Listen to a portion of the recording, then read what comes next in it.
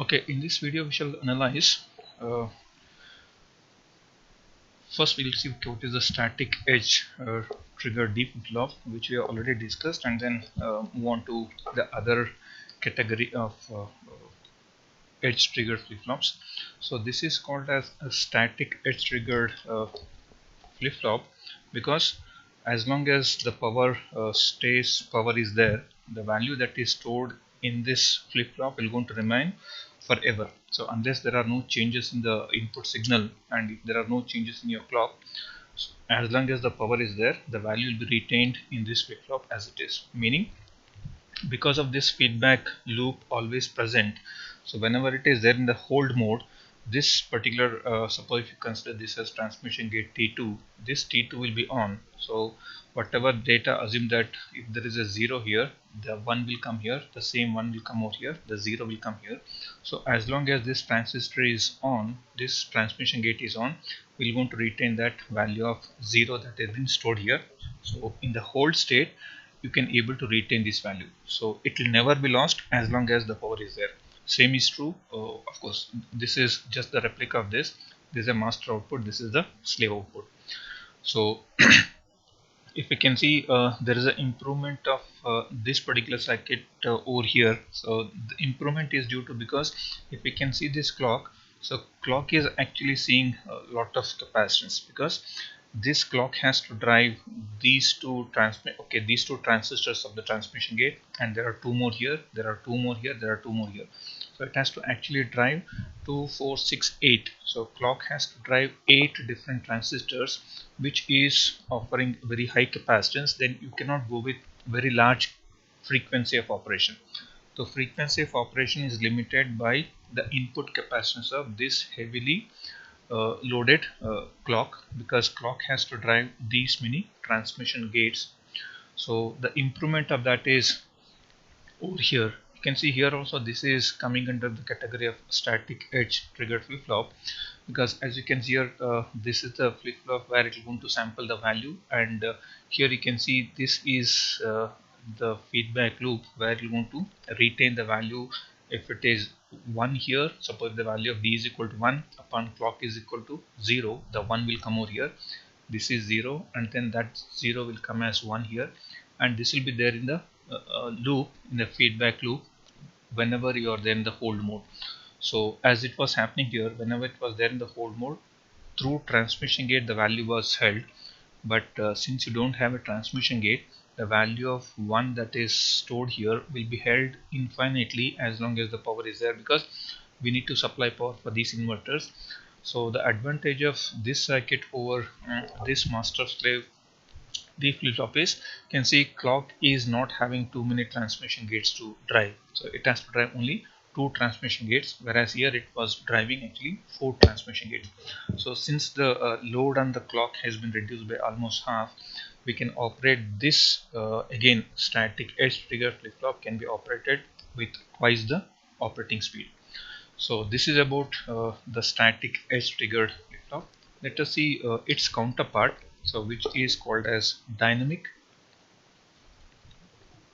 This is dynamic edge triggered D flip-flop. So let us see what is this concept of dynamic edge triggered flip-flop. In this dynamic edge triggered flip-flop, as the name itself indicates, you will not be having uh, any feedback loop that will be holding the value. So we'll simply have something like this. This is the circuit diagram of.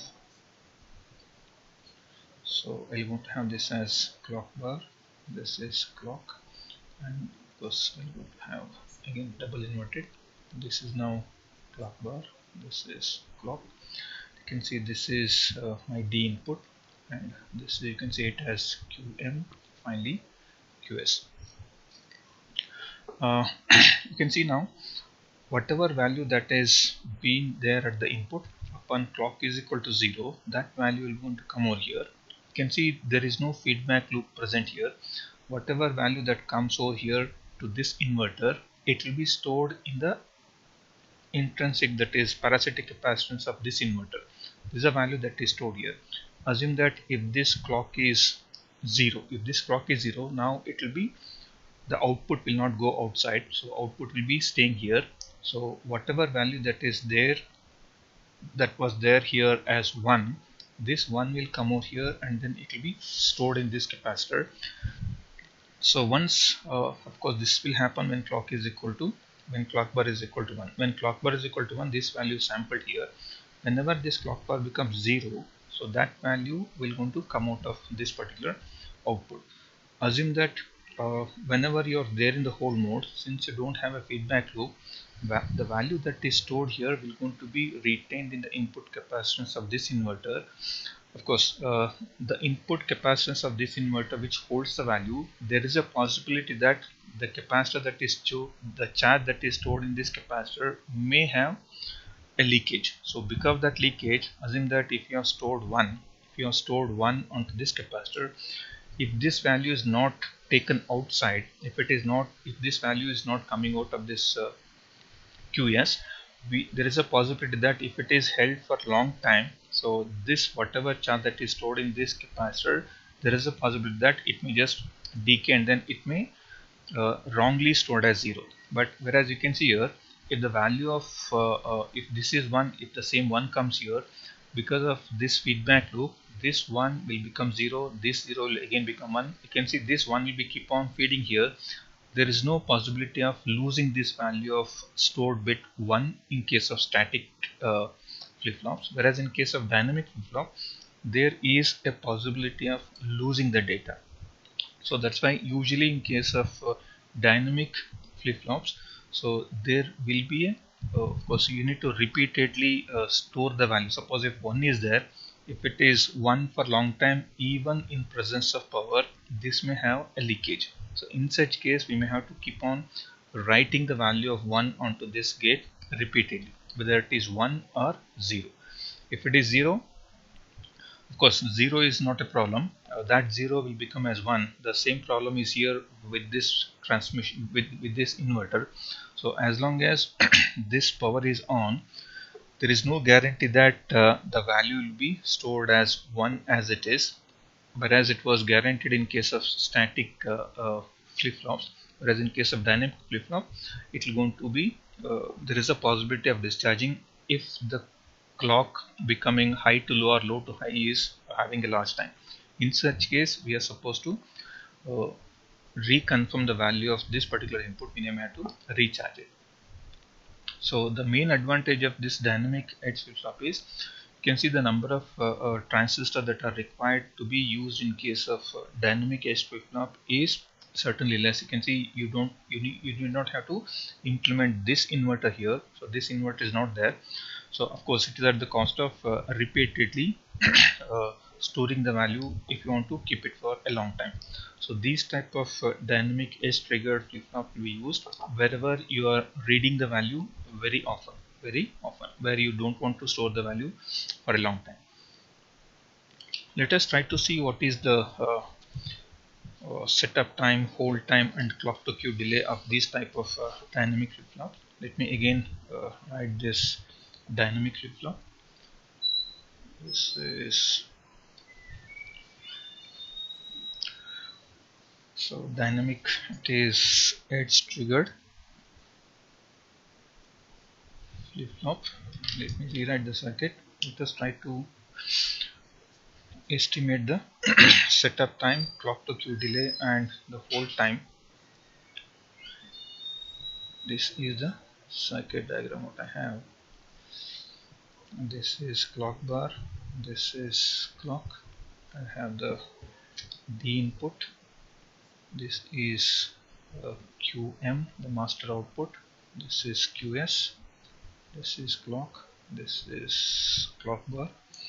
If I write this as my clock,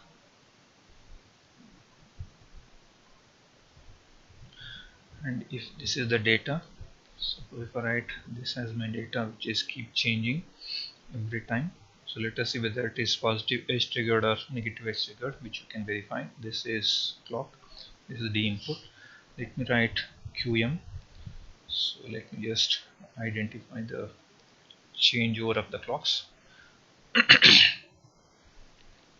So since clock bar is connected to D, whenever this clock bar entire thing is 1, that is when clock is equal to 0, clock bar is 1. So I will have the data will be sampled as it is onto my, of course it will be the inverted one, and then you can see during clock is equal to 1, this will be off, it will be in the hold mode. So here this is sample mode, this is sample mode, this is a hold mode. So this is the mode what we are talking about. If this hold mode is very long, so there is a possibility that suppose during this time at this edge, if you have stored if you have stored the value of 1, so if this time is too much, so there is a possibility that the charge may decay. Of course this will going to again continue like this for whenever clock is 0, it just samples and then it holds. Of course this continues. If I write QS, which is my final output, see now this is clock. When clock is equal to 1, whatever is the value of this will be just sampled out. Here you can see it just stays here. When clock is equal to uh, 1, of course this is in the hold mode, and now here it is going to make a change. You can see now this is in the hold mode, it makes a change.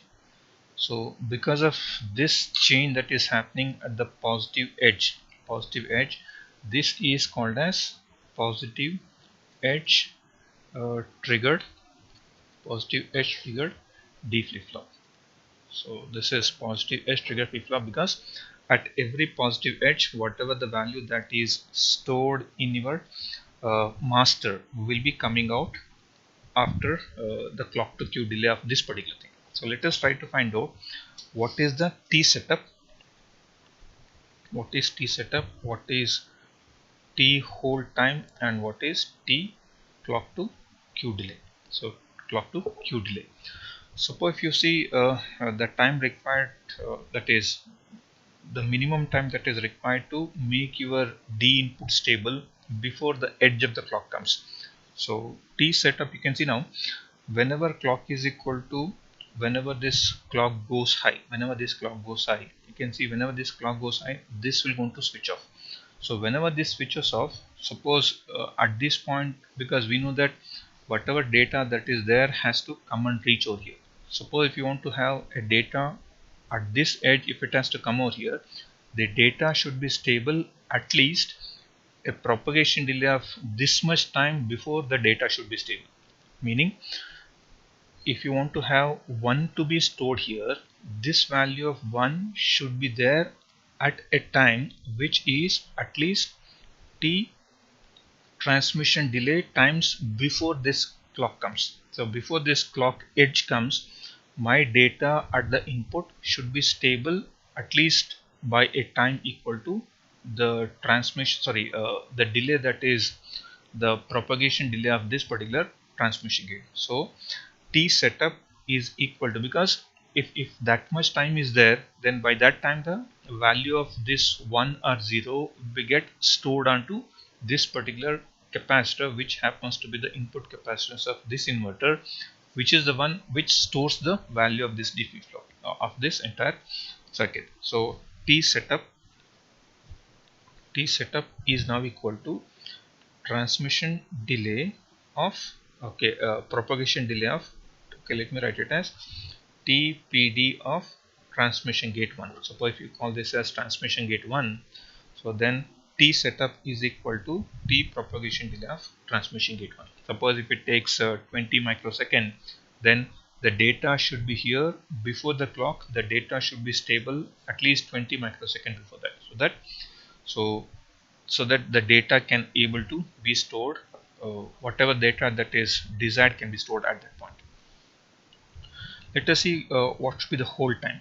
So hold time is nothing but how long the data should be still stable after the edge of the clock.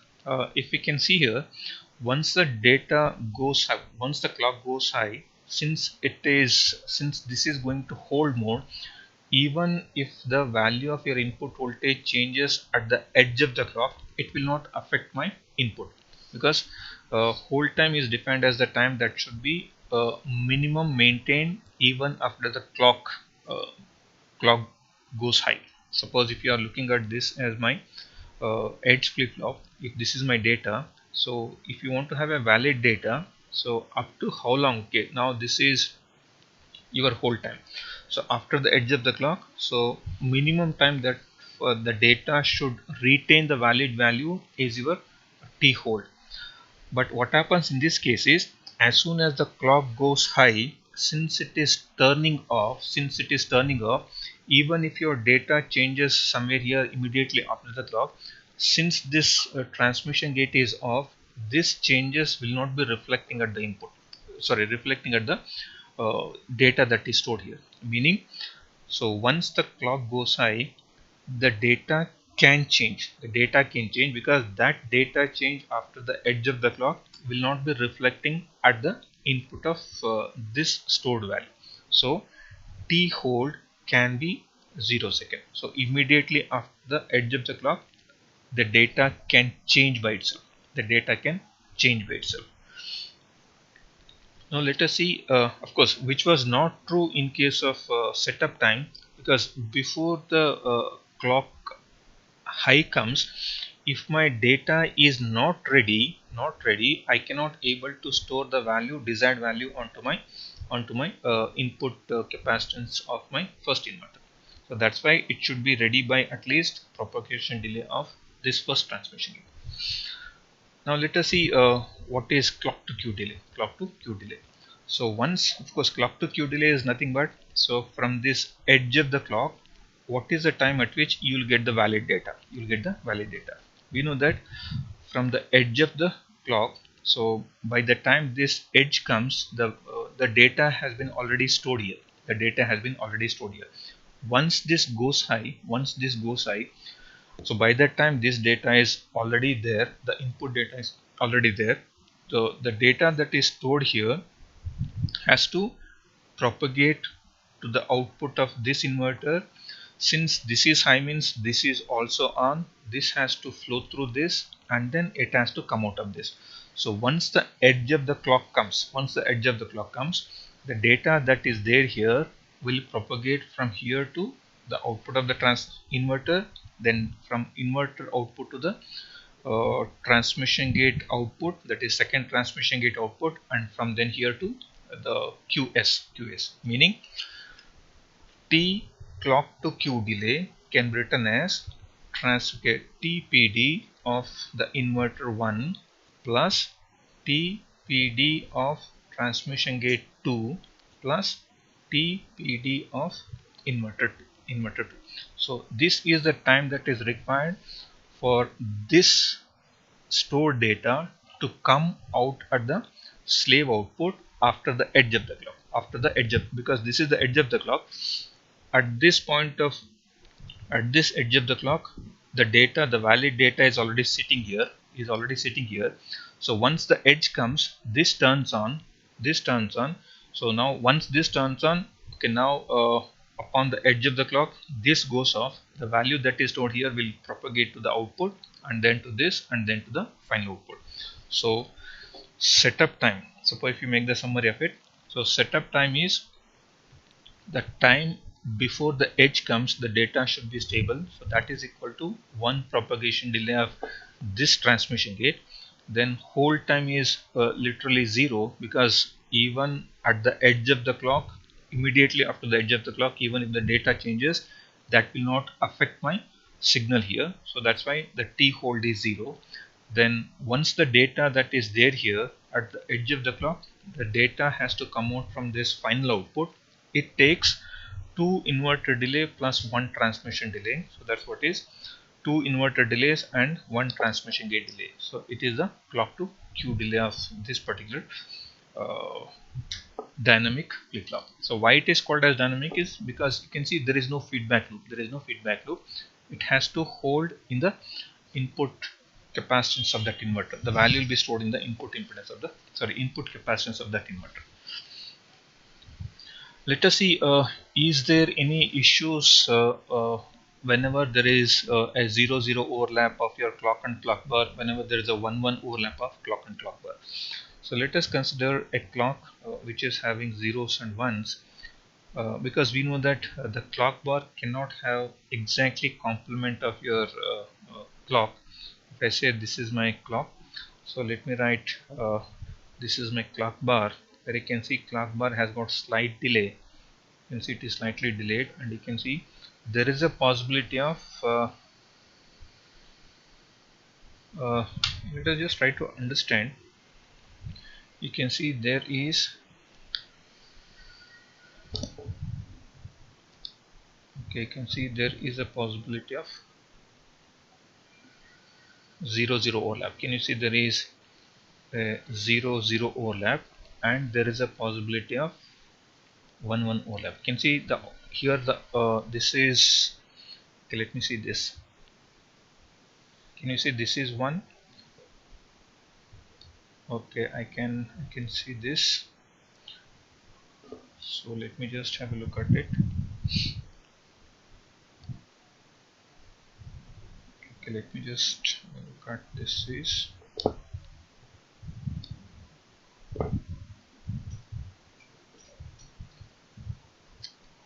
okay, can I first just try to rewrite it. I want to show you that 0 0 overlap as well as 1 1 overlap now, because I'm looking at clock bar. Sorry, this is looking like clock only. So let me just, this is clock and this is clock bar. Clock bar should have a, if it is 1, it should be 0.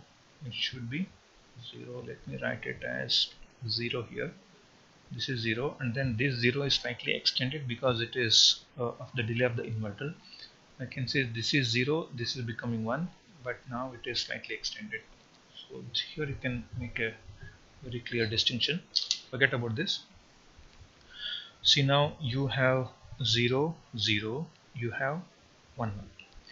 So this is clock, this is clock bar.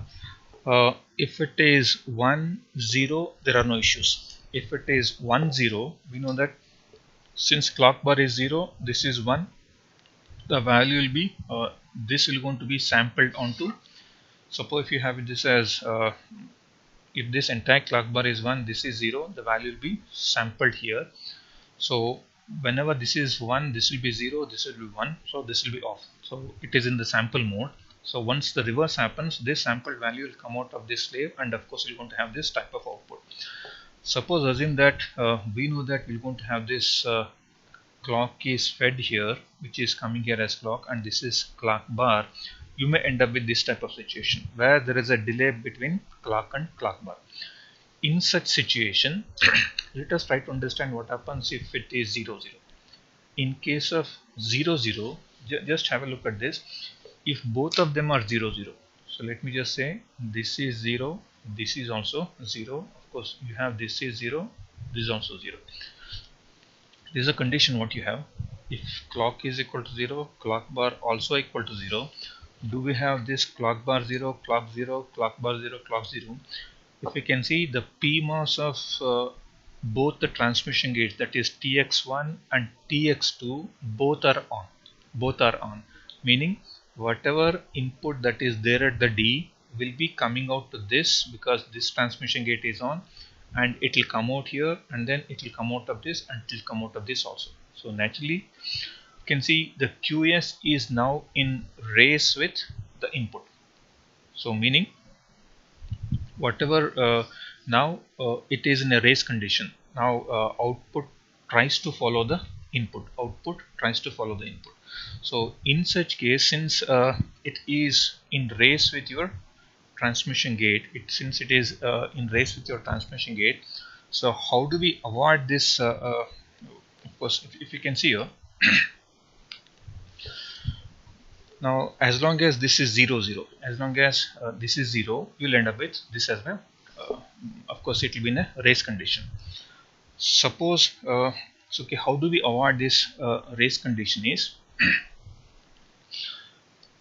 suppose assume that this is 0 0, so that 0 0, if it is there for a longer time, if it is there for a longer time, then your QS certainly follows D.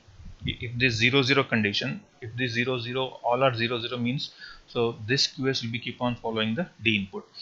If you want to avoid that, this clock and clock bar becoming 0 0. That is overlap 0 0 overlap.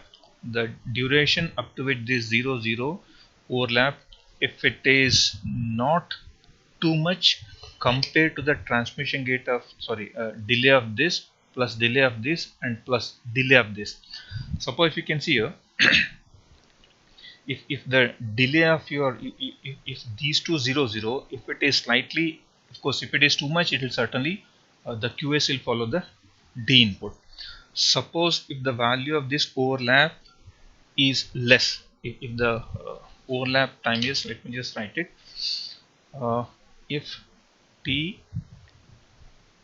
overlap 0 0, if it is less than the transmission the propagation delay of the transmission gate plus propagation delay of the first inverter plus propagation delay of the second transmission gate. If this delay, of course you have an overlap, but this overlap, if it is not sufficient so that it is not coming out of this particular inverter, then in such case, so by the time this data comes to this point, if you make this overlap to vanish, then you cannot have this race around condition, meaning the race around condition which is there in case of 0 0 overlap can be eliminated if I make the T overlap 0 0 time less than the T transmission gate plus the T inverter delay plus T of your second transmission gate. If the overlap time is less than that, then the signal cannot propagate through this entire chain of this transmission gate, this inverter and this transmission gate. You can see that there is no second inverter included, because once it comes over here, so it will be certainly coming out of this. So that's why we are not considering the the propagation delay of second inverter. This is of your first inverter. If the overlap time is less than these propagation delays, then the signal will not, of course, then this QS will not certainly in race with this. So in the next video we'll see, okay, how do we avoid the how do we eliminate this, what is the impact of this overlap 1 1 on the operation of this D flip-flop.